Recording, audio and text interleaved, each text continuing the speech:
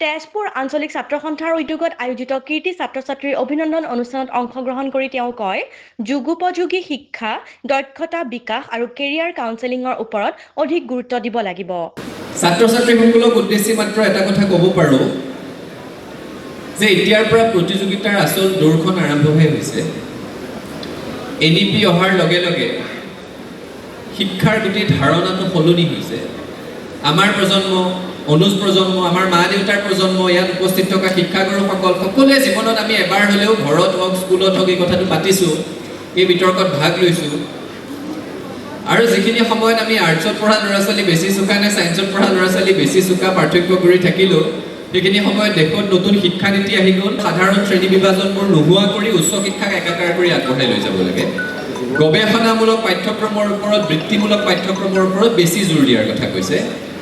আৰু এই ধৰণে যেতিয়া শিক্ষাৰ দিশ সলনি হ'বলৈ আৰম্ভ কৰিছে, এটা কথা নিশ্চিত থাকক যে জীৱন আৰু জীৱিকাৰ বহু পৰম্পৰাগত পথ বন্ধ হৈ যাব আৰু নতুন নতুন পথৰ সন্ধান ওলাব।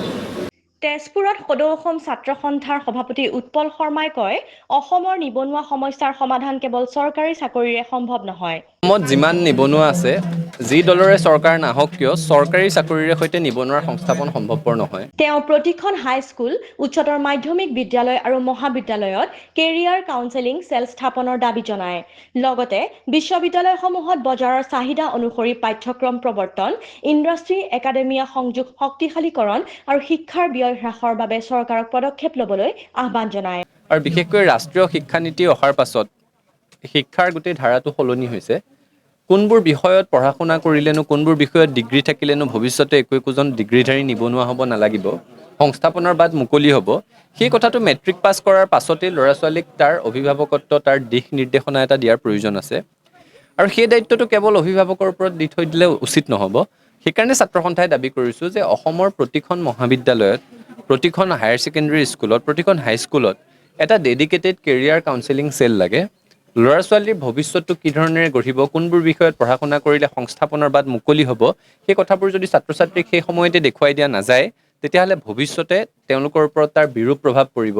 আৰু এতিয়া দুৰ্ভাগ্যৰ কথাটো হৈছে যে নিবনুৱাৰ সংখ্যা বাঢ়ি বাঢ়ি গৈ আছে। চৰকাৰী ঘৰত 1 লাখ 1.5 লাখ চাকৰি দিয়ে, ঠিক আছে, পা পইচা নিদিয়াকৈ 1.5 লাখ চাকৰি চৰকাৰী ঘৰত পোৱাটো সাধুবাদৰ কথা, কিন্তু বাকী 22 লাখ 23 লাখ নিবনুৱাৰ সংস্থাপনৰ বিষয়টো কি হ'ব?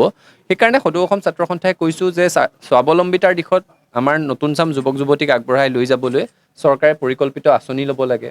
এতিয়া এডভান্টেজ আছাম 2.0ৰ কথা আহিছে, 5 লাখ কোটিৰ বিনিয়োগৰ কথা কৈছে। আমি কৈছোঁ যে যিবোৰ বিষয়ত ডিগ্ৰী থাকিলে সেই উদ্যোগসমূহত ওলোৱা চাকৰিবোৰ পাব পাৰিব, সেই বিষয়সমূহ আমাৰ বিশ্ববিদ্যালয় মহাবিদ্যালয়ত পঢ়াব লাগে। তাৰ কাৰণে ইণ্ডাষ্ট্ৰী একাডেমিয়া লিংকেজ স্থাপন কৰিব লাগে। এই ধৰণেৰে যদি পৰিকল্পিতভাৱে চৰকাৰ আগ নাবাঢ়ে, তেতিয়াহ'লে নিবনুৱা সমস্যাটো এটা সময়ত অসমৰ বাবে বব নোৱাৰা বুজ। অনুষ্ঠানত APSCত সফল 4গৰাকীকে ধৰি মুঠ 700 গৰাকী কৃতি ছাত্ৰ ছাত্ৰীক বিশেষভাৱে সম্বৰ্ধনা জনোৱা হয়।